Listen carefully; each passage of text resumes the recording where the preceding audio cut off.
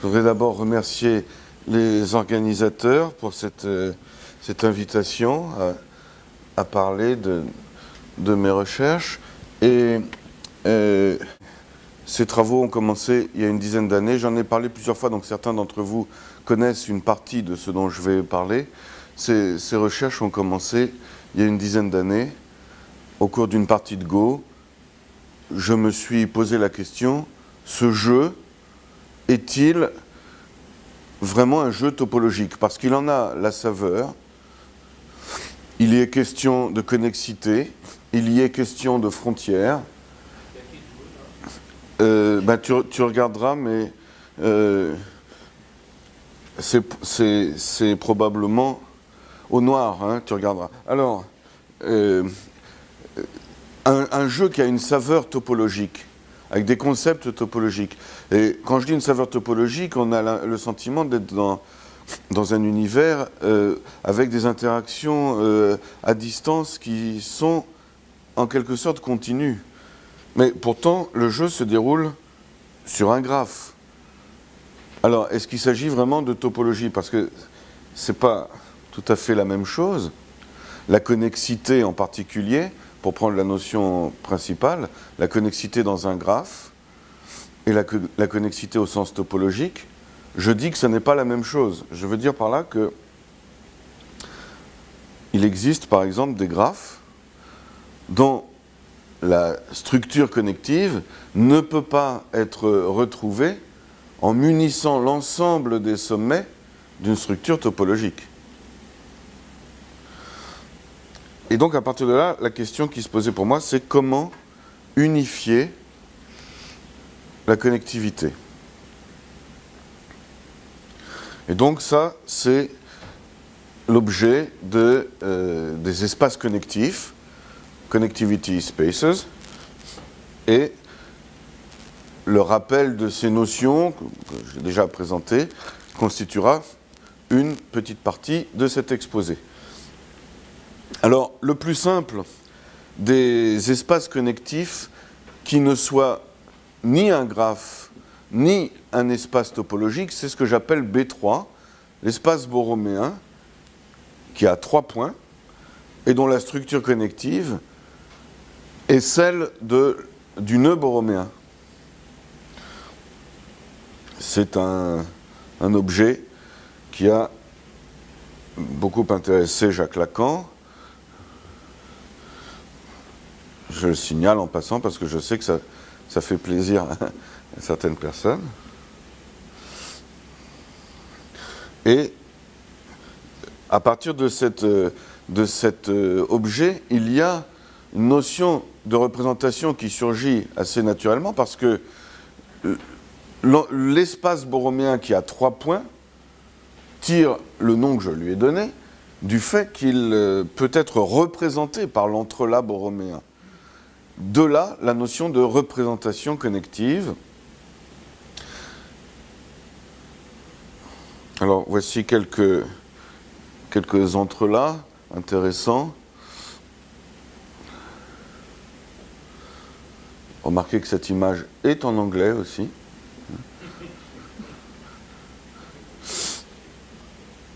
Celui-ci, c'est très intéressant. C'est ce que j'appelle un borroméen de borroméen. Et à partir du borroméen de borroméen, il y a une notion qui émerge naturellement, c'est celle d'ordre connectif, parce que naturellement, on a envie d'attribuer à cet entrelac un ordre 2. Et effectivement, on pourra à ce genre de structure associer un certain graphe orienté, et l'ordre apparaîtra à ce moment-là comme la hauteur d'un tel graphe orienté. C'est donc la notion d'ordre connectif que je détaillerai tout à l'heure. À partir des représentations, il y a une autre notion qui a émergé à partir du moment où je me suis posé la question de savoir si on pouvait représenter par entrelacs des espaces connectifs avec une infinité de points. Parce que la question devient un petit peu ambiguë. Ça veut dire quoi? Par exemple, si vous prenez des cercles qui engendrent un cylindre, et que vous voyez chacun de ces cercles comme un nœud, est-ce que vous diriez que ces nœuds sont entrelacés du fait qu'ils sont dans une continuité? Donc il faut préciser ce qu'on entend par représentation par entrelac pour pouvoir répondre, commencer à étudier ce genre de questions. Et donc, la stratégie, qu'est-ce qui se passe? La stratégie suivie, finalement, ça a été de dire... Alors, qu'est-ce qui se passe? Excusez-moi, Et éventuellement, fermez les yeux si vous ne voulez pas être malade, mais... J'en étais où? J'en étais là. Donc, la stratégie, c'était de dire... en fait, plutôt que de représentation par entrelac, on va parler en général de représentation d'un espace connectif dans un autre. Et de telle sorte que la représentation par entrelac en apparaisse comme un cas particulier. Bien, alors ensuite, c'est la notion de feuilletage, parce que c'est en particulier dans le cas des espaces infinis, on constate que tous les exemples qui apparaissent naturellement sont des exemples dynamiques.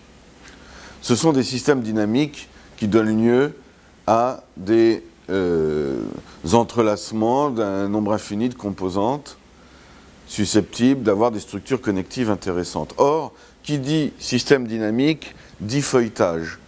Et donc, assez naturellement, j'en suis venu à définir et à commencer à étudier des feuilletages connectifs. Et donc, lorsqu'il s'est agi d'appliquer les notions ainsi dégagées, les notions de représentation et surtout de feuilletage connectif au système dynamique, je me suis rendu compte que je ne savais pas trop ce que c'était qu'un système dynamique, parce que ordinairement, il y a une certaine fragmentation entre les systèmes dynamiques continus, les systèmes dynamiques discrets, et il me semblait souhaitable d'avoir une définition unifiée des systèmes dynamiques. Et donc j'ai commencé à réfléchir au système dynamique et au temps, et à la temporalité. Et finalement, alors ça c'est la structure d'ensemble de l'exposé, hein, dont la durée totale sera de 44 minutes. Alors, donc finalement, je me suis appuyé sur un cadre pour définir les dynamiques, un cadre que je qualifie de catégorique. Je vais préciser ce dont il s'agit tout à l'heure. Ces dynamiques catégoriques constitueront la plus grande partie de l'exposé. Et puis ensuite, on viendra sur l'aspect connectif en regardant comment munir les catégories en question de structures connectives pour finalement conclure sur ce que sont les dynamiques catégoriques connectives. Et je donnerai quelques exemples assez simples, hein. Je ne ferai pas appel à toute l'étendue des dynamiques catégoriques, qui est vraiment une généralisation considérable, mais vous verrez déjà que certaines notions trouveront au moins des exemples non triviaux, à la fois dans le cas discret et dans le cas continu. Bien, alors, les espaces connectifs. Donc il faut bien commencer par là, parce que la notion n'est pas si connue que ça. Il y a une préhistoire, enfin c'est déjà l'histoire. Avec Hermann Brune, en 1892, on a une définition des structures connectives finies, sans les morphismes. Mais ça, je m'en rends compte beaucoup plus tard, via les entrelacs. Vous allez voir pourquoi. Alors, il y a quand même une originalité dans ma propre définition, c'est que je n'exige pas que les singletons soient des parties connexes. Donc, un point peut être en quelque sorte déconnecté de lui-même, on pourrait dire. Le vide, lui, il est connexe. Oui, la question de savoir si le vide est connexe ou pas, ce qui est important, c'est de trancher. Or, il y a quand même, c'est-à-dire de décider une fois pour toutes s'il est connexe ou pas. Ça n'a pas vraiment, ça a très peu d'impact sur tout ce qu'on peut dire par ailleurs, mais il y a plusieurs raisons qui m'ont conduit à trancher le vide est connexe. Voilà. Bon. Non, mais par contre, le fait de savoir si les singletons sont connexes ou pas et d'autoriser en particulier des singletons non connexes, ça va jouer un rôle important en particulier dans les feuilletages.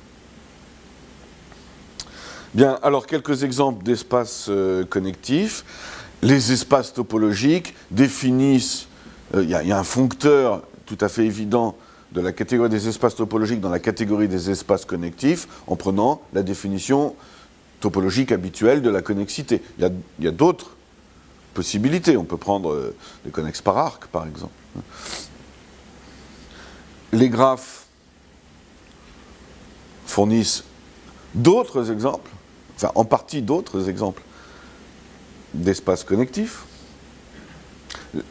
Les espaces difféologiques, si vous regardez le chapitre 5 du livre de Patrick, eh bien, la définition qu'il donne de la connexité fournit une abondance d'espaces connectifs intègres. J'appelle intègre un espace connectif dans lequel chaque point est connexe. Et puis, du côté des espaces finis, donc, voilà, il y a ceux dont la structure connective peut être donnée en munissant l'ensemble de ces points d'une structure topologique. Et puis, il y a les graphes, et ça se recouvre en partie, mais en partie seulement. Et on peut aussi utiliser ce que certains appellent des prétopologies, c'est-à-dire des opérateurs de fermeture, mais qui sont soumises à moins de restrictions que l'adhérence topologique. Et c'est en particulier B3, l'espace borroméen se récupère de cette façon-là. Et puis il y en a d'autres qui ne rentrent dans aucune de ces cases-là, mais tous les espaces connectifs intègres sont difféologisables. Je n'ai pas rédigé la preuve, mais ça semble assez facile. Il faut simplement des fonctions de classe C infini qui sautent très rapidement d'un point à l'autre. C infini au sens qui nous a été expliqué hier, c'est-à-dire éventuellement totalement discontinu en un sens ordinaire. Bien, alors il y a des choses assez surprenantes. Voilà, ça c'est un des morphismes les plus simples, un de ceux qu'on rencontre en premier. Si vous regardez quels sont les morphismes connectifs qui sont définis sur le plan et à valeur dans l'espace borroméen, à une petite modification sur la structure connective du plan près, voilà un des exemples les plus naturels qu'on obtient. Là, vous reconnaissez les bassins d'attraction pour les racines cubiques de l'unité dans la méthode de Newton dans le plan complexe. Et le côté borroméen de la chose apparaît dans le fait que la frontière, l'espace de Julia, la frontière est commune. C'est-à-dire que dès que vous êtes, disons en tout cas sur un ouvert, dès que vous avez deux couleurs, vous avez la troisième aussi. C'est là l'aspect borroméen. Bien, alors tout ça et d'autres propriétés, en particulier l'existence de composantes connexes, le fait que lorsqu'on se donne une famille de parties que l'on veut être connexes, eh bien ça engendre effectivement une structure connective qui est la plus fine contenant ces parties en tant que connexes. L'existence en fait de toute limite et colimite, toutes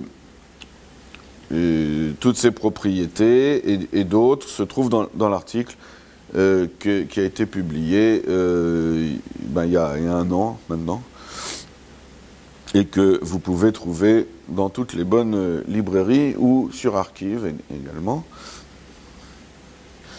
Alors dans cet article, je parle aussi de l'ordre connectif, mais uniquement dans le cas fini. En fait, c'est assez facile d'étendre l'ordre connectif en général avec des ordinaux. La notion fondamentale pour ça, c'est celle de partie connexe irréductible. Une partie connexe est dite irréductible lorsqu'elle n'appartient pas à l'espace connectif engendré par les autres connexes. Autrement dit, lorsque sa connexité n'est pas une conséquence de la connexité des autres parties connexes.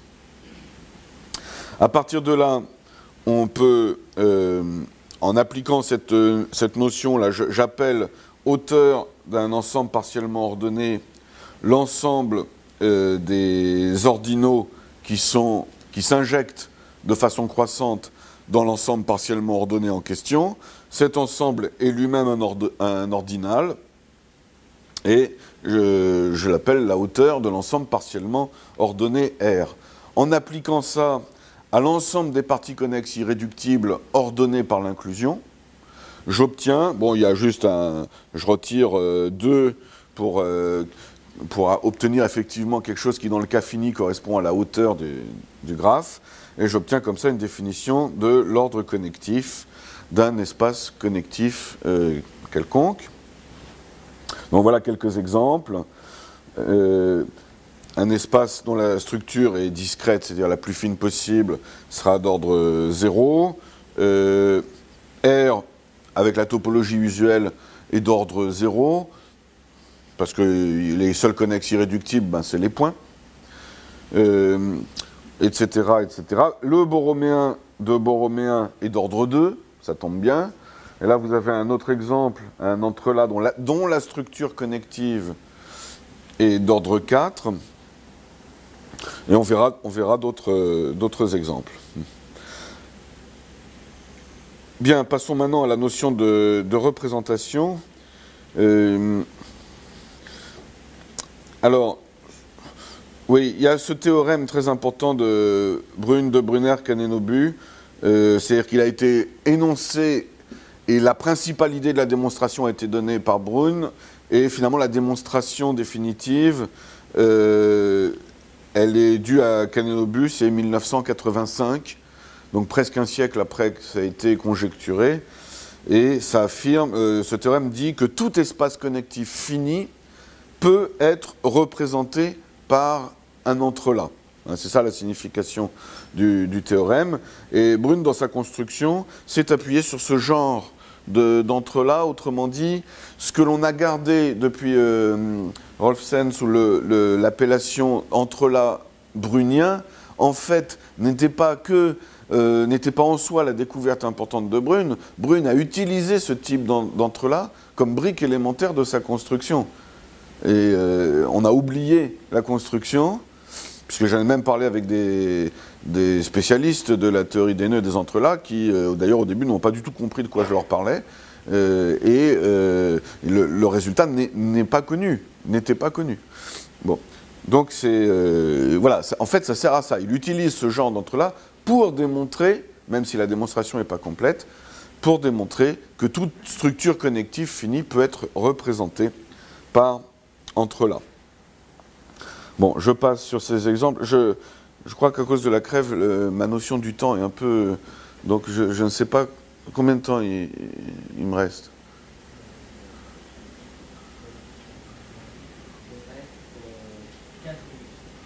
« 15 minutes, donc il faut que... 15 minutes seulement? Ah oui, donc il faut que j'accélère vraiment, là. Hein. Donc, peut-être les questions après, alors. Oui, donc on prend, pour chaque composante de l'entrelac devient un point, et un ensemble de points est considéré comme connecté si on ne peut pas, dans l'entrelac, procéder à une séparation par un plan topologique. Voilà. Donc, maintenant, quelle formalisation pour la notion générale de représentation connective? Donc, pour la définir, je vais faire appel à un foncteur espace des parties non vides. Bon, la définition, c'est celle-ci, c'est-à-dire qu'un ensemble de parties sera considéré comme connexe si l'union de ces parties est un connexe dans l'espace considéré. Bon, alors, à partir de là, je définis une représentation connective d'un espace connectif X dans un espace connectif Y comme une application, ou plutôt comme un morphisme connectif de X dans P star de Y. Autrement dit, à chaque point de X est associée une partie de Y, de façon qu'à toute partie connexe de X soit associée une partie connexe de l'espace P star de Y. Et donc une question qui se pose, c'est justement, est-ce que les représentations par entrelacs qu'on vient de définir sont bien des cas particuliers des représentations connectives? Alors la réponse est oui, mais tout de même, il faut remarquer que l'ensemble des points constituant un entrelac, tel que celui-ci, en général, n'est pas une partie connexe de R3 ou de S3. Ça veut dire que si on veut que la représentation par entrelac apparaissent comme un cas particulier de la des représentations connectives, il faut munir R3 ou S3 d'une autre structure connective que la structure associée à la topologie usuelle de R3. Alors c'est ce que je vais appeler la structure de séparation usuelle. En fait, elle est usuelle parce qu'elle est naturelle, mais jusqu'à présent, elle n'a rien d'usuel. Et à partir de là, j'associe une structure connective à un tel dispositif de séparation en disant qu'une partie est connexe si elle ne peut pas être séparée par un tel dispositif. Bon. Et dans le cas d'un espace affine, eh bien, je peux prendre comme dispositif de séparation des demi-espaces définis par un hyperplan et on déforme ça par des homéomorphismes, par exemple par des difféomorphismes, et on obtient donc un dispositif de séparation qui donne ce que j'appelle la structure de séparation usuelle sur un espace affine. Cette structure n'est pas topologique, mais c'est-à-dire qu'elle ne peut pas être obtenue par aucune structure topologique par exemple sur R3, mais elle permet de récupérer effectivement la représentation par entrelac comme cas particulier de la représentation connective. Alors, maintenant, bien sûr, les représentations vont constituer une catégorie. Il suffit de définir correctement les morphismes entre représentations, et pour ça, on fera appel à l'inclusion qui est ici, d'accord ? C'est la suite qui justifie cette définition, si vous voulez. Et voilà pour les représentations connectives. Alors je passe maintenant au feuilletage. La définition des feuilletages connectifs est très très simple. J'appelle feuilletage connectif la donnée d'un ensemble de points et de deux structures connectives, une que je qualifie d'interne et une que je qualifie d'externe, et voilà, c'est tout. C'est ça ce que j'appelle un feuilletage connectif, et en particulier, je n'exige aucune relation particulière entre la structure connective interne et la structure connective externe. À partir de là, on peut définir un ensemble et un espace de feuilles. L'ensemble des feuilles, les feuilles, ce sont les composantes connexes pour la structure connective interne. J'appelle domaine d'un feuilletage l'ensemble l'union des feuilles, c'est-à-dire l'ensemble des points qui appartiennent au moins à un connexe, puisqu'effectivement, je vous ai dit tout à l'heure, il peut y avoir des points non connectés, donc des points qui n'appartiennent à aucun connexe, et ceux-là seront en dehors du domaine du feuilletage. Maintenant, comment faire de cet ensemble de feuilles un espace connectif de feuilles? À vrai dire, il y a deux procédés qui apparaissent comme assez naturels. D'abord, on pense bien sûr à faire un quotient. Alors, en l'occurrence, un quotient, non pas par une relation d'équivalence, mais par une relation d'équivalence partielle du fait de ce que je viens de dire. Mais c'est peut-être pas toujours la plus intéressante des constructions. Et finalement, celle que j'utilise le plus, c'est la structure donnée de manière induite en décidant qu'un ensemble de feuilles est un connexe de l'espace des feuilles lorsque l'union de ces feuilles est une partie connexe pour la structure connective externe. Bon, alors, grâce à ces définitions, bon, là je passe, là je passe. Donc on a finalement une catégorie des feuilletages dont les objets sont les feuilletages connectifs et les morphismes sont simplement les applications qui respectent qui sont des morphismes pour les structures internes d'une part et qui sont des morphismes connectifs pour les structures externes d'autre part.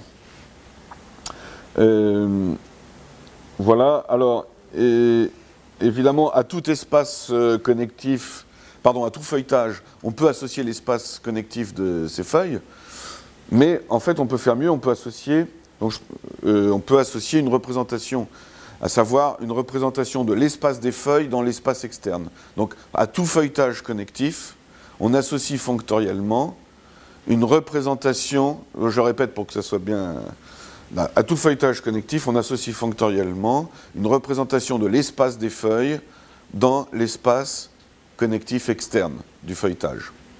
Et ce foncteur-là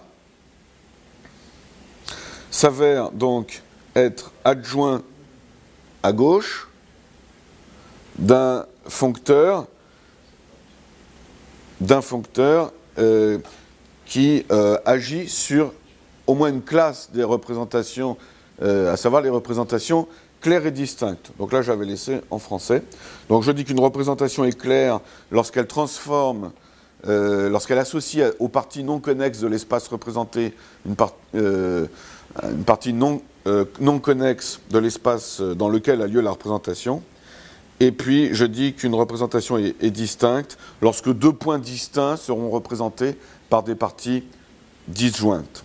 Excusez-moi d'accélérer un peu, mais on me dit qu'il me reste...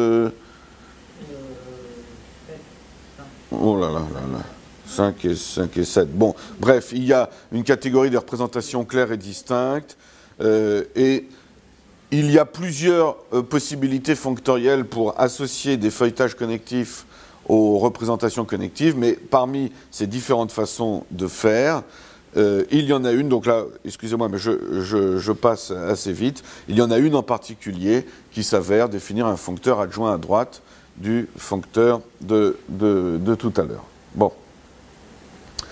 Alors, très bien. Maintenant, comment on va parler du temps? Bien, l'idée essentielle, c'est de s'appuyer de prendre une petite catégorie comme catégorie des écoulements temporels. Donc, en fait, cette idée avait déjà été utilisée par Madame Ehresmann avec des catégories topologiques en 1965 dans cet article-là. Bon. Alors, donnons quelques exemples. Hein. Le temps irréversible, vous prenez le monoïde R+, muni de l'addition, et ça vous donne les écoulements continus irréversibles. Le temps continu réversible, il suffit de prendre le groupe R. Le temps, c'est-à-dire un ensemble d'écoulements temporels munis d'une composition, en l'occurrence de l'addition, sera discret irréversible avec grand N. Et voilà le quatrième modèle classique pour la temporalité. Donc ces temporalités classiques sont des monoïdes. Alors on peut considérer n'importe quel monoïde en tant que catégorie avec un seul objet, et ça va nous donner par exemple du temps arborescent dans lequel la composition des écoulements est non commutative. Et récemment, en 2010, une thèse a été soutenue par un Italien, Mazzola. Ce n'est pas le Mazzola des topos de la musique, c'est un autre. Et lui, il soutient que la structure la plus générale pour faire ce genre de choses, c'est des monoïdes. Mais en fait, bon, c'est pas c'est pas mon point de vue. Je pense que c'est très intéressant de prendre des catégories. Ça permet, par exemple, de voir apparaître ce que j'appellerais du temps vertical. Voilà ici un exemple. C'est juste une petite catégorie. Donc, il y a deux types de temporalité avec des écoulements temporels qui permettent éventuellement de changer de type de temporalité en cours de route, si vous voulez. Bon, voilà un exemple avec à la fois de la temporalité continue, discrète, cyclique, etc. Bon. Et très important, il faut remarquer qu'à ce niveau-là, il n'y a pas encore d'instants. Les instants ne sont pas apparus. Bien, maintenant, comme espace, je vais prendre... Alors non, pour les espaces, c'est-à-dire pour les espaces de phase, je ne vais pas aller les chercher dans la catégorie des ensembles, mais comme je veux que mes dynamiques puissent être non déterministes, je vais les prendre dans la catégorie des relations, c'est-à-dire qu'en fait, ce que j'appelle une transition de A vers B, c'est une application de A vers P de B, et voilà, donc dans cette catégorie, les transitions se composent de manière très, très naturelle. Et à partir de là, je définis une dynamique comme étant un foncteur de la petite catégorie E sur laquelle je m'appuie dans la catégorie P. Donc une telle dynamique est définie par ces transitions. Elle donne lieu à un ensemble d'états. Je définis, alors je m'intéresserai en particulier aux dynamiques propres, parce que je vais devoir déborder un peu. 11h47. Bah, j'ai encore besoin de 10 minutes.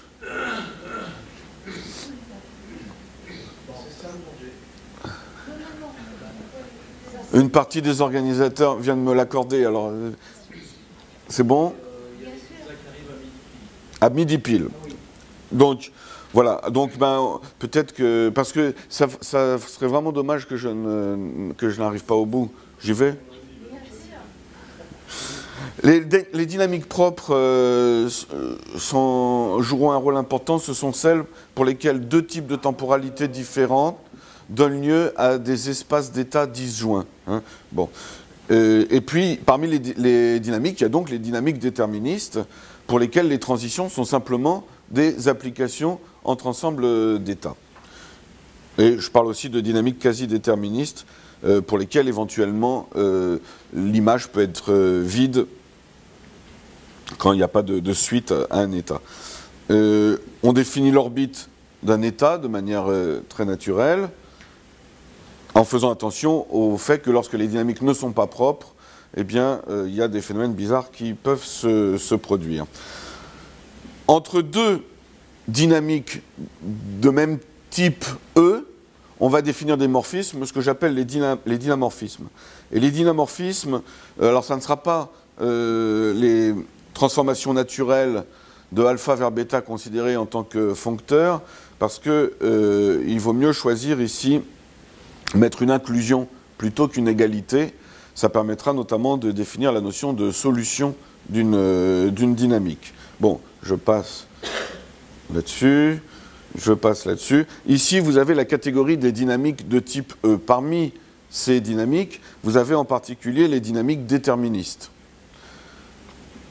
Alors, lorsqu'on se restreint aux dynamorphismes qui sont eux-mêmes déterministes, c'est une définition sur laquelle je suis passé rapidement tout à l'heure, on obtient donc un topos, et parmi les objets de ce topos, il y en a deux qui sont particulièrement intéressants, qui sont des dynamiques canoniquement associées à la structure de temporalité utilisée, unie de la manière suivante: à un type de temporalité S est associé l'ensemble de toutes les flèches qui arrivent sur S.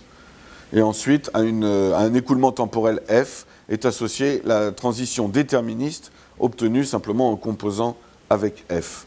Alors, c'est là où apparaissent les instants. J'appelle instants les états de la dynamique existentielle.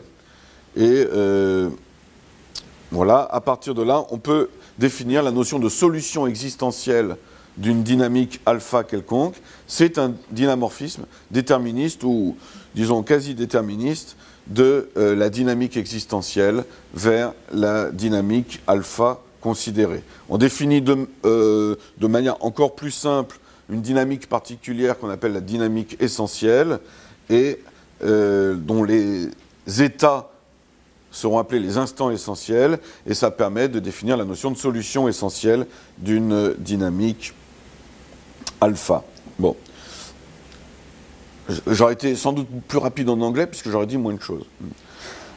Pour toute dynamique déterministe, on peut plus généralement considérer ces états comme généralisant la notion d'instant. Bien. Maintenant, parmi les dynamiques, il n'y a pas que les dynamiques de type E, il va y avoir des dynamiques de type E'.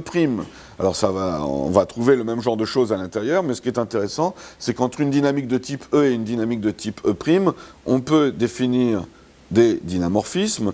La définition est la même que tout à l'heure, sauf qu'il faut rajouter un foncteur entre E et E', et on obtient tout à fait le même genre de définition. Ces dynamorphismes permettent de définir des solutions d'un certain type pour des dynamiques d'un autre type. Et puis il y a une autre notion dont je ne parlerai pas du tout, c'est la notion d'interprétation. On peut interpréter une dynamique par une autre.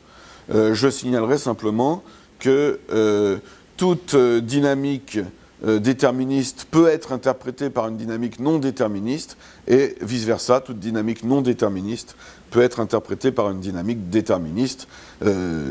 Voilà. Alors, entre maintenant la catégorie des petites catégories et la catégorie des dynamiques, il va y avoir des foncteurs intéressants, en particulier les dynamiques existentielles et essentielles, ce sont des foncteurs, en réalité, et dans l'autre sens, du moins, si je me limite aux dynamiques propres, avec, pour dynamorphisme, des dynamorphismes qui sont déterministes, eh bien, il y a le foncteur que j'appelle le foncteur catégorie des transitions. Et ce foncteur, il est défini comme ça.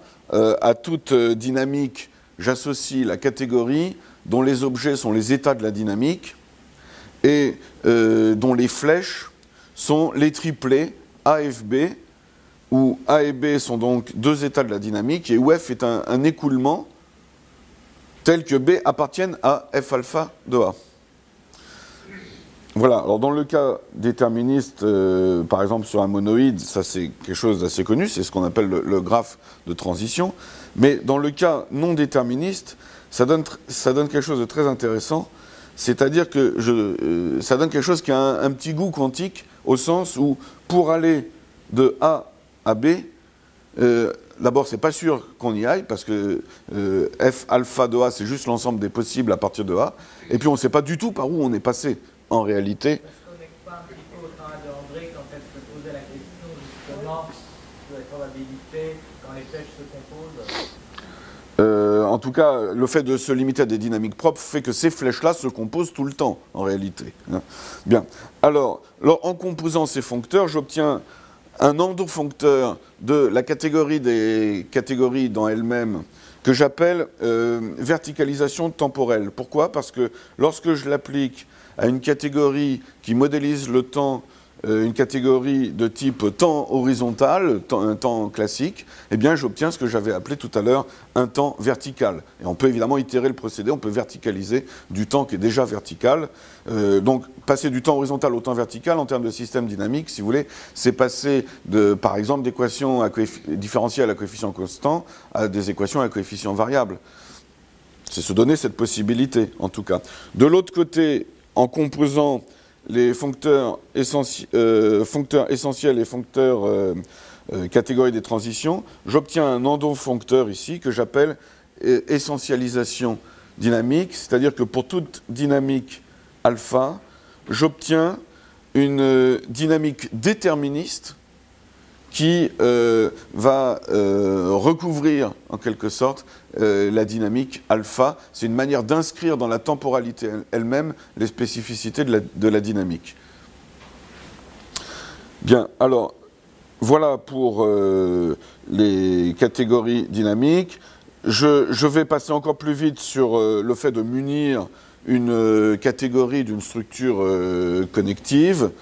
Juste, je signale que ce n'est pas la même chose que la notion de composante connexe dans une catégorie. Celle-ci, bon, peut être vue comme un cas particulier, mais là, il s'agit vraiment de mettre une structure connective sur l'ensemble des flèches.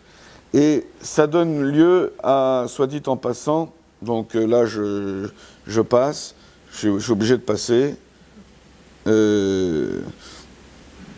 mais je signale la notion d'ordre brownien d'une petite catégorie. Pour toute petite catégorie, je définis son ordre connectif brownien en regardant la structure connective la plus fine pour laquelle l'ensemble de toutes les flèches est connecté, ainsi que les singletons, les flèches uniques. Et ça engendre de manière non triviale une structure connective sur une telle catégorie. Cette structure connective a un ordre connectif que j'appelle l'ordre connectif de la catégorie. Et par exemple, pour un groupe, c'est toujours 1. Et pour n muni de l'addition, c'est Aleph 0. Pour R plus muni de l'addition, c'est Aleph 1. Bon.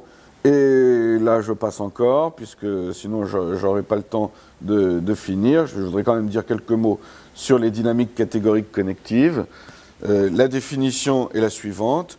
Une dynamique catégorique connective, c'est la donnée, d'une part, d'une dynamique catégorique sur une temporalité E, d'une structure connective sur E, compatible avec la structure de catégorie, et d'une structure connective sur l'ensemble des états. Et c'est tout. À partir de là, on peut associer un feuilletage à une telle dynamique connective. Ce feuilletage, il est obtenu simplement en faisant agir les flèches sur les points, et on obtient donc les feuilles de la dynamique dans une structure externe qui est donnée par la structure connective de l'ensemble des états. On définit à ce moment-là l'ordre de la dynamique connective comme étant simplement l'ordre du feuilletage associé à la dynamique. Et voici maintenant quelques exemples. Alors, un exemple discret, si vous prenez les rotations irrationnelles sur un cercle, eh bien, l'espace induit des feuilles et l'espace brownien non intègre, il est d'ordre 0, c'est-à-dire que l'ensemble des feuilles est connecté. Chaque feuille elle-même n'est pas connectée, mais quand vous retirez une seule feuille, ben, tout se défait. Si vous prenez la dynamique le papillon de Lorentz, comme les trajectoires périodiques sont 2 à 2 entrelacées, vous obtenez une structure connective d'ordre 1. Si vous prenez ce que j'appelle le pendule de Hopf, c'est-à-dire en fait le pendule sphérique linéaire, que vous placez dans une sous-variété définie par isoénergie, vous obtenez donc la fibration de Hopf, et donc qui est d'ordre 1 aussi. Puis alors voilà un exemple plus intéressant, parce que l'ordre augmente, c'est le système de Grist. Donc il a été donné en 1995, donc c'est un système dans S3 dont les solutions périodiques constituent tous les nœuds et tous les entrelacs possibles. Et donc ce système est d'ordre au moins Aleph 0. Et voilà, j'ai fini.